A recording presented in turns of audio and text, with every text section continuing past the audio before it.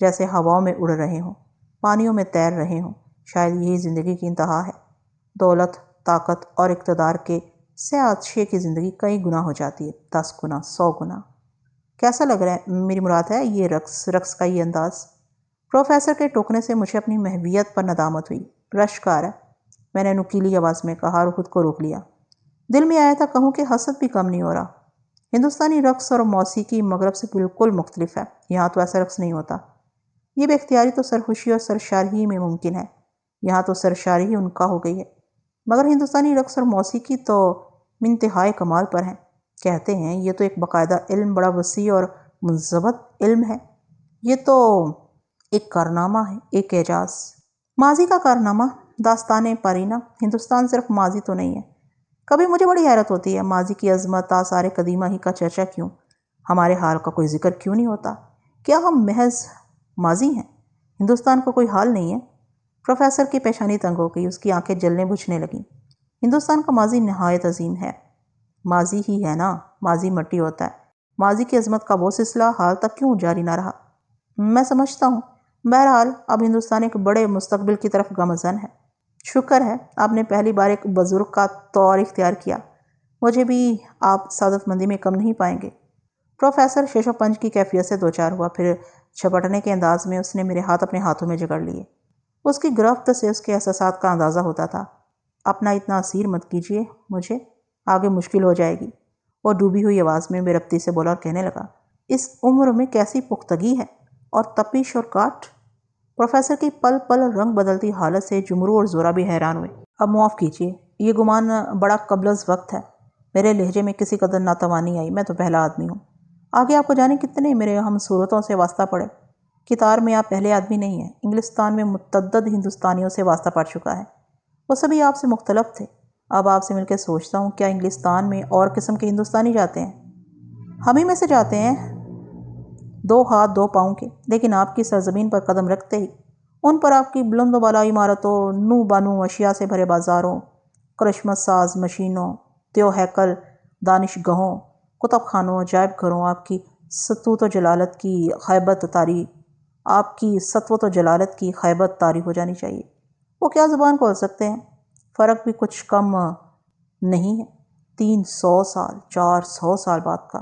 اسی ہندوستان کو ابھی آپ ہندوستان دیکھیں گے تو بین السطور کا لکھا بھی نظر آ جائے گا۔ ہو سکتا ہے ماقبل تاریخ کی زندہ بستیوں سے آپ کا گزر ہو۔ میں کہتا ہوں موئنجو داڑو، ہڑپا وغیرہ کا واویلا کیوں؟ یہاں تو اس سے پہلے کی تہذیبیں جو کی توں سلامت ہیں۔ مگر پروفیسر پرعزم لہجے میں بولا، انگریزوں کی خواہش ہے کہ یہ فصل جلد سے کم ہو جائے۔ مگر انہیں یہ خواہش کیوں ہے؟ پروفیسر کے جسم میں کانٹا سا چبھ گیا۔ کیا انہیں نہیں ہونا چاہیے؟ اس کی آواز بکھر گئی۔ کیا ہندوستانیوں نے ان سے منت کی ہے؟ مگر کیا یہ ہندوستانیوں کی خواہش اور مفاد کے خلاف کوئی اقدام ہے؟ بے شک نہیں۔ لیکن کیا ہی اچھا ہوتا کہ ہندوستانیوں نے اس نیکی کے لیے انہیں مدعو کیا ہوتا، ان سے حاجت روائی کی درخواست کی ہوتی۔ ہاں، پروفیسر کا چہرہ بھاری ہو گیا، ہونٹ پھیل گئے۔ پھر تو داستان لمبی ہو جائے گی، مگر اپنے موضوع پر تو قائم ہے۔ جی ہاں۔ اس کا سر دیر تک ہلتا رہا۔ میں نے بچی کچھ کافی سے حلق تر کیا اور ایک بار پھر ارادہ کیا کہ پروفیسر سے اجازت لی جائے۔ چمرو اور زورا بندے اور کھچے ہوئے انداز میں مسلسل سگریٹ پھونک رہے تھے۔ جگہ کا بھی کیا اثر ہوتا ہے، آدمی جینٹل مین بن جاتا ہے۔ پروفیسر کچھ سوچتا رہا، پھر یکا مریبانہ لہجے میں بولا، میں آپ کو یقین دلاتا ہوں، سفر شروع کرنے سے پہلے ہدایات اور اپنے کام کی نوعیت کی صلاحیت کے لیے جن متعلق آفیسروں سے انگلستان میں میری بات ہوئی، سبھی نے ہندوستان اور ہندوستانیوں کے لیے بہترین خواہشات کا اظہار کیا۔ میں نے دل میں آئی بات خود تک محدود رکھی۔ میں کہا چاہتا تھا کہ لفظوں کی یہ ترتیب اور تقریب، تکرار اور تواتر سے اب افادیت کھو چکی ہے۔ میری خاموشی پر پروفیسر کو خود احساس ہوا اور وہ معجوبیت سے بولا، مجھے افسوس ہے، میری تعویل بڑی رسمی اور سفارشی قسم کی ہے۔ یہ اس رسم و راہ سے انحراف ہے جس کے لیے میں نے خود آپ سے گزارش کی تھی۔ میں بھی کچھ یہی کہنا چاہتا تھا، میں نے نرمی سے کہا۔ جواب میں آپ کی خاموشی عین رسمی اور سفارتی تھی۔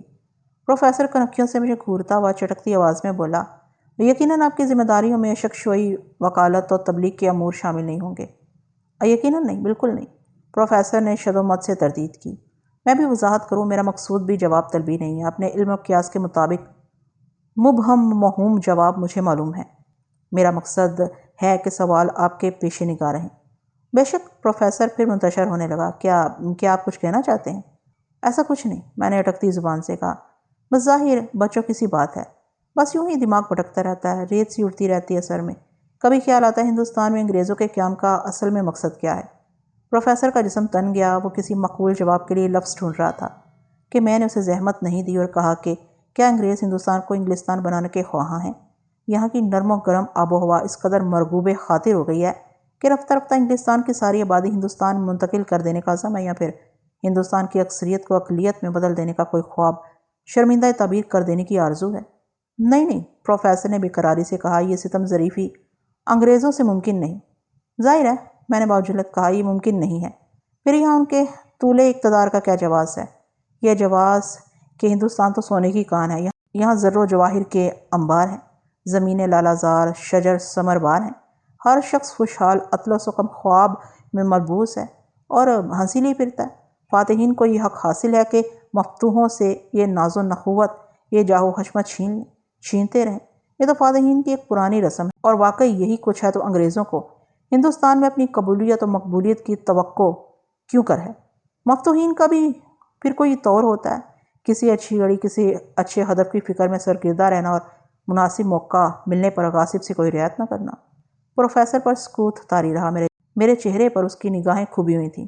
میں نے ٹھری آواز میں کہا، کیا ہندوستانیوں کی غربت اور ناداری، دیدہ ریزی اور جہاں شناسی انگریزوں کے علم میں نہیں ہے؟ ہندوستان کی بیشتر آبادی دیہی ہے، جھونپڑیوں میں رہتی ہے، جفا کشی و سخت جانی ان کا شعار ہے۔ شعار کیا؟ ان کے پاس زندہ رہنے کا کوئی اور کرینہ ہی نہیں ہے۔ ادھر سرکار برطانیہ نے طرح طرح کے محصول ان پر عائد کیے، مگر تعمیل کا سزاوار تو وہی ہو سکتا ہے جس کے پاس نان جوی اور تن پوشی سے کچھ بچتا ہو۔ کیا درد مند انگریزوں نے کبھی توجہ کی کہ ان کے محصولات کا بوجھ لوٹ پھیر کے انہی بدبختاں کی کمر پہ آتا ہے جو پہلی بہت ناتواں ہیں، ان محل نشیں اقبال مندوں پر نہیں جن کے شانے بہت مضبوط اور جن کے قدموں سے زمین بیزار نہیں ہے؟ یہ صاحبان تدبیر یہاں انگریزوں کے مفادات کے نگراں بن چکے ہیں اور ان کے نائبین کے فرائض نہایت حسن و خوبی سے انجام دیتے ہیں۔ انگریز کہیں انہیں خطابات سے نوازتے ہیں، کہیں منصب و دولت سے۔ حکمرانی کا یہ بالواسطہ طریقہ کار تو کیمیا گر ثابت ہوا، راستے خود بخود روشن ہوتے گئے، یہی ہنر مستند و معتبر ٹھہرا ہے، تو اب کوئی نیا تجربہ کیوں کیا جائے؟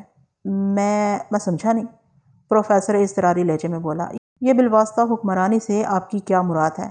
کوئی بھام نہیں، ذرا غور کیجئے تو سارا کچھ آئینہ ہو جائے گا۔ میں نے اپنی آواز دھیمی رکھنے کی کوشش کی کہ لہجے میں میرے کسی درون خانہ امنات کی تپش کم سے کم محسوس ہو۔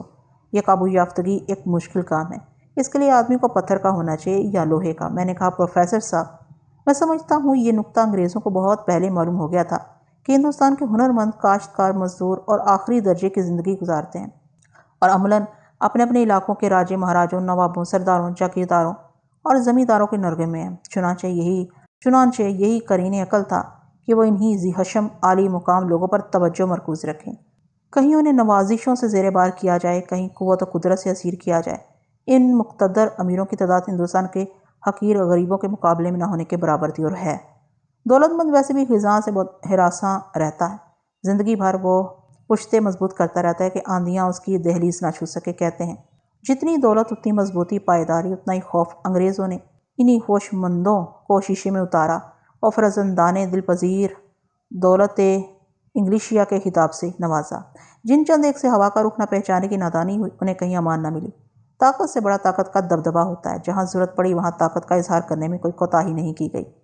جو چند ایک عقل دشمن سرکش ثابت ہوئے، انہیں ان کی زمینوں سے بے دخل کر دیا گیا کہ دوسروں کو عبرت ہو۔ جنہوں نے آسمان کے بدلتے ہوئے تیور بھانپ لیے، ان کے مدارج بلند ہوئے۔ سامنے رکھے گلاس سے میں نے گھونٹ بھر پانی پیا اور یوں پروفیسر کے چہرے سے کچھ اخذ کرنے کے لیے تامل کیا۔ رنجش اور برہمی کے بجائے اس کی آنکھوں میں تجسس دیکھ کے مجھے حوصلہ ہوا۔ میرے رک جانے پر وہ پھر مضطرب ہو گیا تھا۔ مطلب یہ ہے کہ، میں نے جکڑی آواز میں کہا، کیا یہ ماجرا حکومت برطانیہ کے اہلکاروں کے علم میں نہیں تھا کہ ان کے عائد کیے ہوئے محصول کن لوگوں پر واجب ہوتے ہیں اور ان کی ادائی کا بار کون اٹھاتا ہے، اور یہ کہ ان کے لائق و فائق فرزند گرا سے کچھ نکالنے کی بجائے اپنے محکومین کے گرد حصار اور تنگ کر دیتے ہیں، نتیجے میں غریب اور پسپا ہو جاتے ہیں۔ انگریزوں کو اپنے خزانہ آمرا کی لبریزی سے غرض تھی، کہاں سے، کیسے اور کیوں کی تشویش حجت کے مترادف تھی۔ حاصل یہ کہ چشم پوشی دانستہ تھی، دولت صحیح طور پر تقسیم ہو جایا کر تو سبھی غریب ہو جائیں یا سبھی مالدار۔ انگریزوں کو ہندوستان میں یہ عادلانہ نظام رائج کرنے کی پوری مقدورت تھی، مگر شاید یہ نیکی انہیں راس نہیں آئی۔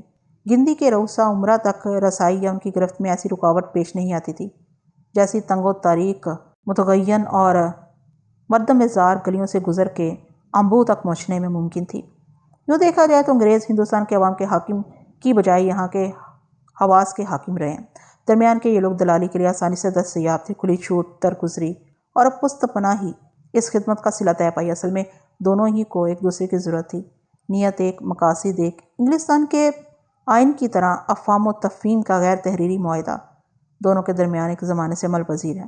دونوں ایک دوسرے کو اچھی طرح پہچانتے ہیں۔ انگریزوں کو آگہی ہے کہ ان کے یہ پیشہ ورانہ کرندے اپنے محکومین کی محرومیوں کے سبب سے معتبر اور مفتخر ہیں، اس کے سوا ان کی کوئی اور فضیلت نہیں۔ ادھر یہ نمک خوار وفا شیار بھی کشور انگلستان کے رموز سلطانی و جہاں بانی سے خوب واقف ہو چکے ہیں۔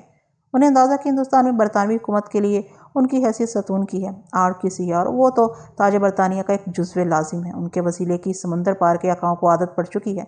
اس طرح ثانی میں یہ اتنی دور جا چکے ہیں کہ اب کوئی اور حکمت عملی وضع کرنا ان کے لیے آسان نہیں۔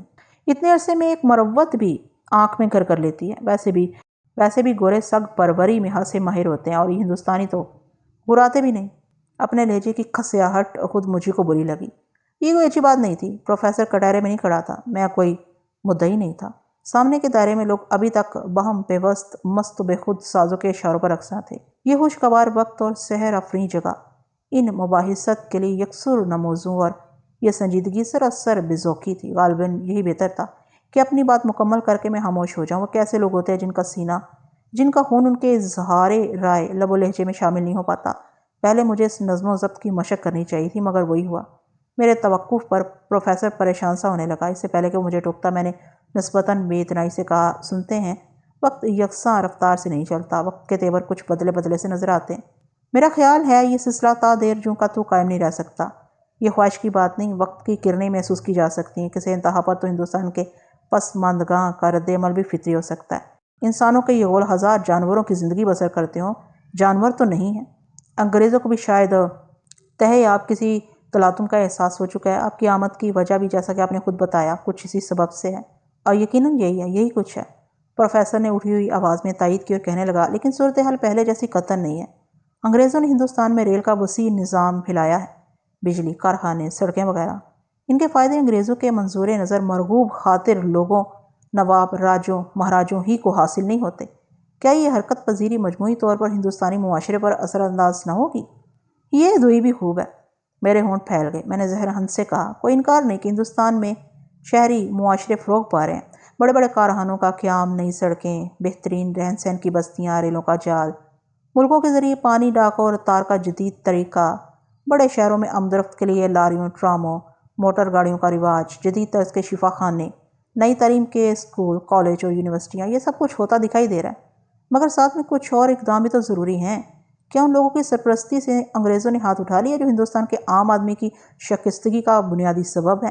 یہ دورنگی تو ایک تماشا ہوئی۔ کیا ایک مقام سے دوسرے مقام تک ہفتوں کے فاصلے پہروں میں سمیٹنے والی ریل اور پلک چھپکنے میں باموں در روشن کر دینے والے کمکموں نے دور افتادگاں کے لیے روز و شب کی منزلیں سہل کر دی ہیں؟ ان سیاہ روزگاراں کی نس نس میں اترے اندھیرے مٹا دیے ہیں؟ آپ کے ناز بردار مراعات یافتگاں کے تسلط سے انہیں نجات مل گئی؟ میں پوچھتا ہوں، اس ایک جرت میں کیا قباحت ہے؟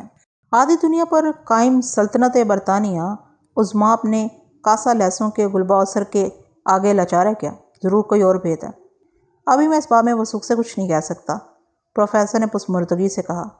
بادی نظر میں آپ ہی کا تجزیہ درست معلوم ہوتا ہے، تاہم حکومت برطانیہ اپنے ان بہی خواہوں یا دوستوں کی رفاقت سے یوں جھٹکے میں دستبردار بھی تو نہیں ہو سکتی۔ کیوں نہیں ہو سکتی؟ ان لوگوں کو بے دولت کر دیجئے، دیکھیے کیسے بے دست و پا ہو جائیں گے۔ ان کی موجودگی میں عام ہندوستانی کو نئی زندگی دینے کی خواہش خواب کی حیثیت رکھتی۔ 50% بل کے 90% دیہی آبادی تو آپ کے رفیقان خاص کی رعیت ہے، غلامی کہیے، یہ ان کے مالک و مختار ہیں، انداتا ہیں۔ بات بہت دور تک جاتی ہے۔ پروفیسر کی آواز کھوسی گئی۔ میں سمجھتا ہوں یہ میری خوش فہمی بھی ہو سکتی ہے کہ ہندوستان میں صنعتی رجحانات اور شہروں کے فروغ سے کوئی تبدیلی بہرحال لازم ہے، سست رفتاری سے صحیح، لیکن فرق پڑنا چاہیے۔ بہت سے جواب میرے ذہن میں گردش کیا کیے۔ میں نے خود کو باز رکھا، مجھے کسی اختلاف و انحراف کی کیا ضرورت؟ مجھے تو اپنے آپ پر حیرت تھی کہ میری زبان کیوں اس قدر رواں ہے۔ مجھے ان مسائل و مباحثت سے کبھی ایسا شغف نہیں رہا۔ سفر کے دوران کبھی کبھار اسٹیشنوں کے کتاب فروشوں سے اکا دکا رسالے اخبار و کتابیں خرید کے سرسری نظر ڈالنے سے آدمی عالم و فاضل نہیں ہو پاتا۔ کوئی بھی الٹی سیدھی بات کسی لمحے منہ سے نکل سکتی ہے۔ آدمی کو جس موضوع پر دسترس نہ ہو اس پر لبکشائی سے پرہیز ہی کرنی چاہیے، اور میرے لہجے میں تمام تر احتیاط کے باوجود یہ کیسی سوزش کود کر آتی ہے، یہ تو ایک نقص ہے۔ میں نے خود کو تلقین کی کہ بس اتنا ہی بہت ہے۔ پروفیسر کو زج کر کے ہندوستان کے لیے برطانوی سرکار کی فکری نہج بدل جانے کی کوئی توقع میرے دل میں جا گزری ہے تو کیسا طفلانہ پن ہے۔ وہ ٹھیک ہی کہہ رہا تھا کہ بات بہت دور تک جاتی ہے۔ شاید مجھ میں کھل کے اس کے سامنے مدعا بیان کرنے کی سکت نہیں ہے۔ خود فکری اور خود نگری کوچہ گردی اور چاقو بازی کے سوا مجھے کام بھی کیا رہا ہے۔ ساز دھیمے ہوتے ہوتے ٹھہر گئے اور ہر جانب ہلکا ہلکا شور گونجنے لگا۔ رقص میں مصغرق جوڑے ادھر ادھر بکھر گئے۔ مایا اپنے خوش پوش رقص شریک سے جدا ہو کے لپکتے قدموں سے ہمارے پاس آ گئی اور پروفیسر سے رسمی اجازت لے کے اس کے پہلو میں رکھی کرسی پر بیٹھ گئی۔ تھکی تھکی لگ رہی ہو، کیا پیو گی؟ پروفیسر نے مشفقانہ لہجے میں کہا۔ تھوڑی سی شراب ایسے وقت تقصیر کا درجہ رکھتی ہے، مگر شراب سے تمہیں بیزاری ہے؟ ایسا نہیں کہ کبھی چکھی ہی نہ ہو۔ مایا کے ترشے ہوئے ہونٹ سکڑ گئے، لیکن اب تو اس کے ذکر ہی سے طبیعت الجھنے لگی ہے۔ تو کیا پیو گی؟ ابھی رہنے دیجیے، مایا اپنے دراز سیاہ بال درست کرتے ہوئے بولی۔ کچھ دیر بعد وہ مغربی اور مشرقی حسن کا ایک دلکش امتزاج تھی۔ سیاہ آنکھیں، گھنی پلکیں، کشیدہ قامت، سجل نقش و نگار، ستواں ناک، موتیوں سے دانت، نہ بڑے نہ چھوٹے، سرخ و سفید رنگت میں جیسے قدرت نے چٹکی بھر سرمے کی آمیزش کر دی ہو۔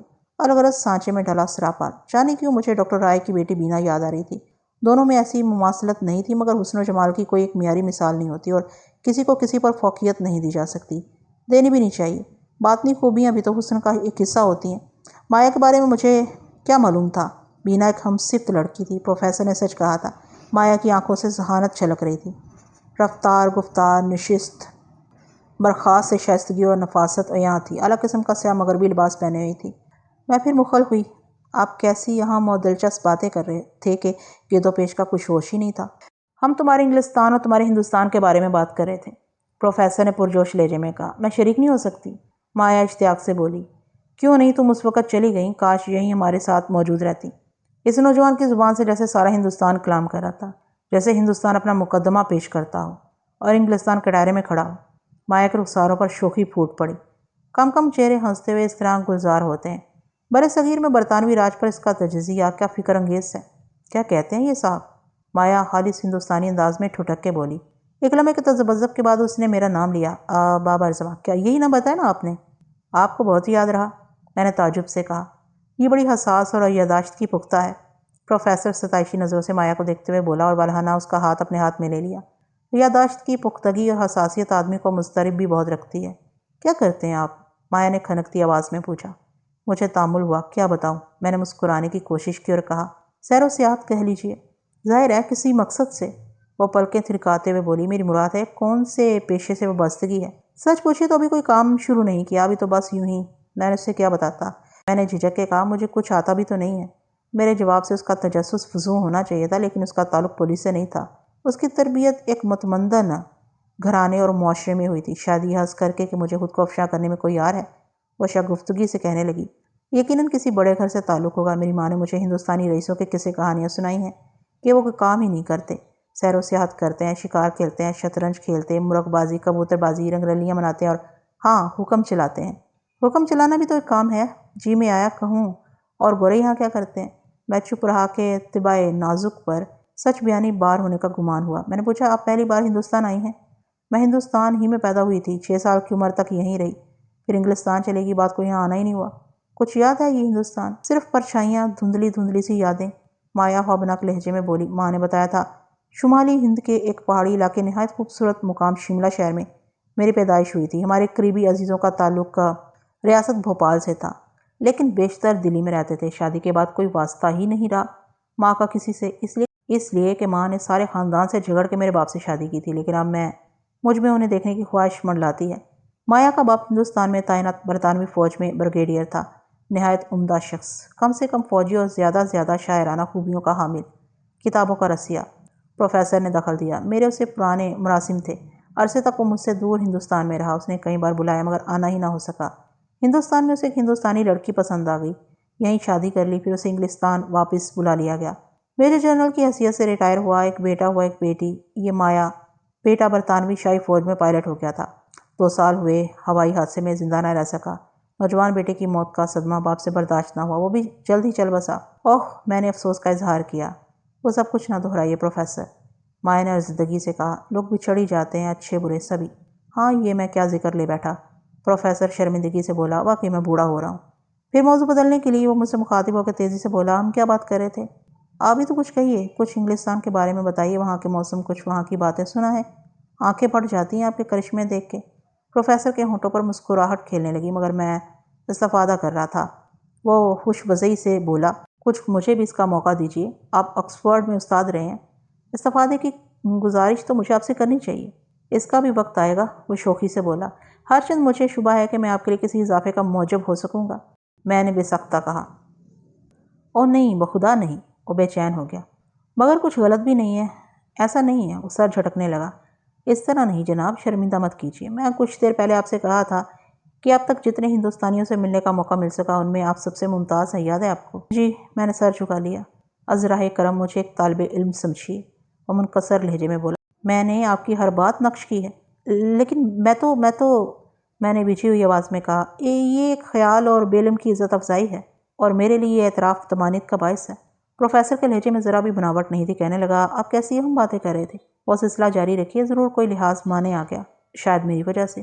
مایا ہمک کے بولی، نہیں بالکل نہیں، شاید پاس کچھ بچا ہی نہیں ہے۔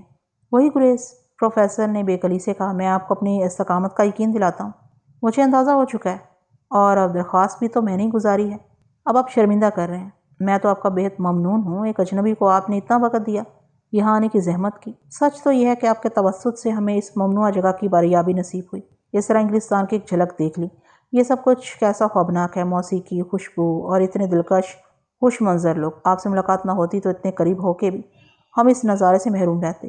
ہاں، اس کی آواز بجھ گئی، مجھے معلوم ہے کہ انہوں نے اس جگہ انگریزی کی موجودی میں ہندوستانیوں کا داخلہ بند کر رکھا ہے، صرف چند ہندوستانی استثناء میں آتے ہیں، یہ وہ لوگ ہیں جو کسی انگریز کے مہمان ہوں۔ یہ ایک عجیب بات ہے، میں اس پابندی کی توجیہ نہیں کر سکتا، میرے لیے یہ رویہ حیران کن بھی ہے اور تکلیف دہ بھی۔ آپ کا تعلق چونکہ درس و تدریس سے رہا ہے، اس لیے یہ سب آپ کو عجیب سا لگنا چاہیے۔ کوئی دن ہندوستان میں رہ کے آپ اس تفریق کی توجیہ آسانی سے کر سکیں گے، ہم تو اب عادی ہو چکے ہیں، ہمارے لیے اتنی اہم بات نہیں رہی۔ ہو، پروفیسر شانے اچکا کر رہ گیا۔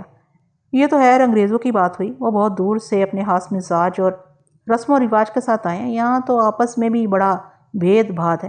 نواب راجہ اور بلند مرتبت جاگیرداروں اور زمینداروں کا بھی اپنے ہم وطنوں سے کچھ یہی سلوک ہے، اور اس سے آگے کی منزل بھی۔ یہاں آدمی اچھوت بھی ہوتا ہے، ایک کے چھونے سے دوسرا آدمی میلہ ناپاک ہو جاتا ہے۔ ماں اسے پھر کسی خیال نے پریشان کیا، بے قراری سے بولا، ہم ہندوستان کی بات کر رہے تھے، اور میں کہنا چاہتا تھا کہ شجرے سے سربلند عزت مآب ہندوستانی نوابین، راجے، مہاراجے وغیرہ انگریزوں کے محلوق تو نہیں ہے۔ یہ نظام تو انگریزوں کی ہندوستان میں آمد سے پہلے بھی رائج تھا، پر انگریزوں نے اسے ختم تو نہیں کیا، انہوں نے اس ارادے کو اور تقویت دی۔ انگریز تو انسانی حقوق علم بردار روشن خیال معاشرے سے آئے تھے، انہوں نے عام ہندوستانی کو کس انقلاب سے دوچار کیا، کون سے اس کے دن پھیر دیے؟ وہ زیادہ غریب اور زیادہ بے وقار ہوا۔ صدی کے لگ بھگ کا دورانیہ اب کوئی مختصر مدت نہیں ہے۔ ہاں ہاں، پروفیسر نے بے تابانہ میری ہم نوائی کی۔ ساری بات نیت کی ہے، آپ کتنی ہی ریلیں چلائیں، کمکمیں روشن کریں، دانشگاہیں تعمیر کریں، لیکن آپ ہندوستان کو اپنا ملک تو نہیں سمجھتے۔ آپ کا ملک انگلستان ہے، جب تک آپ ہندوستان میں ضم نہیں ہوں گے اور ہندوستانی کی حیثیت سے اس خطۂ زمین کی فکر نہیں کریں گے، ہندوستانی آپ کو اجنبی ہی سمجھیں گے، آپ کہیں گے کہ انگریزوں کا اپنا ایک وطن ہے، ایک عظیم الشان ملک۔ پروفیسر کو خاموشی رہنا چاہیے تھا کہ تدبر اور سنجیدگی کا یہی قرینہ ہے، کسی مناسب دلیل معقول جواب ہی کی صورت میں لب کشائی اچھی ہوتی ہے۔ میں نے اسے کہا، آپ کہیں گے کہ انگریز فاتح ہیں، اور فاتحین کو اختیار ہے کہ وہ جب تک چاہیں اپنے مفتوحہ علاقوں میں قیام کریں۔ ہندوستان میں فاتحین کی آمد کوئی نیا حادثہ نہیں ہے، پہلے بھی یہاں مختلف سمتوں سے یورش و شلغار ہوتی رہی ہے، مگر ان فاتحین اور آپ میں بڑا فرق ہے۔ چنگیز ہاں آ کے لوٹ مار مچا کے چلا گیا، سکندر بھی نہ ٹھہر سکا، انہی جیسے وہ ایک اور مہم جوئی کا شوق پورا کر کے آگے بڑھ گئے۔ ان کے بعد جس نے بھی ہندوستان کا رخ کیا وہ اسی سرزمین کا حصہ بن گیا، وہ سب کے سب مشرقی تھے اور ہندوستانی معاشرت اور مزاج سے ایسے مغایرت نہیں رکھتے تھے۔ ان کے مقاصد انگریزوں سے قدیم مختلف تھے، ان کے پاس ہندوستان کے پسے ہوئے لوگوں کو مرتبہ دینے کا ہنر بھی تھا۔ انہوں نے اچھوتوں کو اپنے دسترخوان پر ساتھ بیٹھنے کی عزت دی۔ انہوں نے ہندوستانیوں سے انہیں کی زبان اور لہجے میں رسم و راہ بڑھانے کی جستجو کی۔ انہوں نے ہندوستانی بدو باش موسیقی ذائقے تعمیر کے فن کو داد سخن دی اور مختلف گوشوں میں اپنی اور ہندوستانی تہذیبوں کا ایسا آمیزہ تیار کیا، ایسا امتزاج پیدا کیا جو ہندوستانیوں کے لیے نہایت دلپذیر ہوا۔ انہوں نے ہندوستانی اعتبار سے یکسر انحراف نہیں کیا اور عداوت نہیں برتی۔ وہ تو یہیں بس گئے، یہیں شادیاں کی، یہاں کی دولت یہیں پر حرج کی۔ انہوں نے خود کو ہندوستان سے جدا نہیں سمجھا۔ اور انگریزوں نے کیا کیا؟ ٹائی کی گرہ کھولنے بھی گوارا نہ کی، نہ جوتے کے تسمے کھولے، فرش پر بیٹھنا قصر شان جانا، ذائقوں پر منہ بنایا، اپنی زبان پر اصرار کیا۔ انہیں ہندوستان کی سانولی عورتیں بہت دلکش لگتی تھی، لیکن ان عورتوں کو زوجیت میں لینے اور اپنی نسل میں پیوند لگانے سے اجتناب کیا۔ انگریز تو انگریز ہی رہے لارڈ صاحب۔ اس دوران مجھے احساس ہی نہ رہا کہ میں پروفیسر کا مہمان ہوں اور وہ بہرحال نسلاً فرنگی ہے اور گوروں کے مفادات کے لیے یہاں آیا ہوا ہے، اور مایا بھی اس کے ساتھ ہے جو نصف ہندوستانی ہونے کے باوجود مگر بھی اعتبار میں ڈھل چکی ہے۔ لیکن اس ہذیان سے مجھے کوئی تسکین مل رہی تھی، دھند چھٹ رہی ہو جیسے۔ پروفیسر کے پہلو بدلنے اور گہری سانس بھرنے پر مجھے بھٹک جانے اور اپنے مفروضے کی طوالت کا گمان ہوا۔ میں ٹھٹک سا گیا۔ کیا ہوا؟ پروفیسر گھبرا کے بولا۔ پھر کسی غیر ضروری شائستگی کا احساس دامن گیر ہوا۔ ہاں، کچھ یہی، میں نے بوجھل آواز میں کہا۔ شاید میں تجاوز کا مرتکب ہو رہا ہوں۔ یقین کیجیے سب کچھ نہایت متوازی اور پر اثر ہے۔ پروفیسر کے سیمابی لہجے میں بڑی وارفتگی تھی کہنے لگا۔ کئی بار جی کیا، لیکن میں درمیان میں اس صاف کوئی کی داد و ستائش سے یوں باز رہا کہ دخل در معقولات نہ ہو جائے اور یہ ہم سلسلہ کلام منتشر نہ ہو جائے۔ آپ کتنے اچھے انگریز ہیں، میں نے بے اختیار کہا۔ کیسی دلجوئی کرتے ہیں، اور آپ کتنے دل نشیں ہندوستانی ہیں، کیسا سچ بولتے ہیں، اس نے شیدائیت سے کہا اور متجسس لہجے میں بولا۔ آپ اداروں کی بے توازنی کی بات کر رہے تھے۔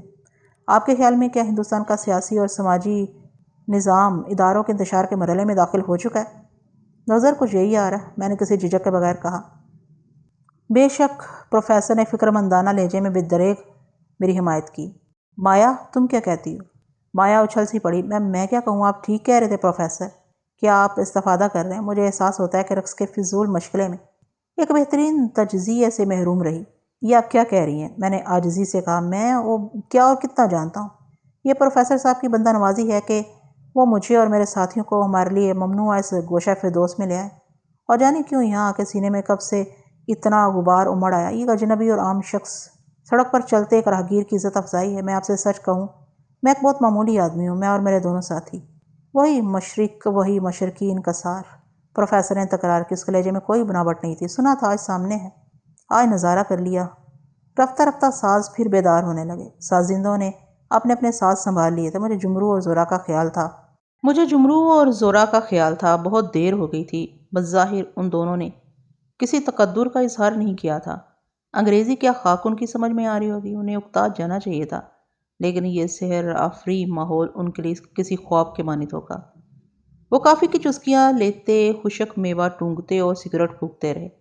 پروفیسر کے چہرے پر بدلتے رنگوں، اس کے اضطراب اور اشتیاق سے وہ کچھ سمجھنے کی کوشش کرتے رہے ہوں گے۔ میرے ہذیان کے دوران مایا کی محویت ان کی نظر میں میرے لیے داد کی حیثیت رکھتی ہوگی۔ اپنے عزیز کی قدر و منزلت پر اس کے رفیق جو فخر و شادمانی محسوس کرتے ہیں، کچھ وہی ان کی کیفیت تھی۔ آپ بمبئی میں قیام کریں گے یا آگے؟ مایا نے چمچماتی آنکھوں سے مجھے دیکھتے ہوئے پوچھا۔ کچھ عرصے بمبئی میں رہنا ہوگا، میں نے کہا۔ کچھ دن ہمارا قیام بھی بمبئی میں رہے گا۔ کیا آپ سے دوبارہ ملاقات ممکن ہے؟ اس کی پرتمکنت آواز میں طلب بھی تھی اور حسرت بھی، اور بھی کچھ۔ کیوں نہیں؟ آپ وہاں کہاں ٹھہریں گی؟ ابھی کچھ نہیں معلوم۔ اس کے چہرے پر کشمکش ہوئیدہ ہوئی۔ رابطے کا کوئی ذریعہ معلوم ہو جائے تو میں خود آپ سے رابطہ کر لوں گی۔ ضرور، بلکہ آپ ہمارے گھر آئیے گا، وہاں آپ کو دیکھ کر سبھی خوش ہوں گے۔ آپ کا گھر بمبئی میں ہے؟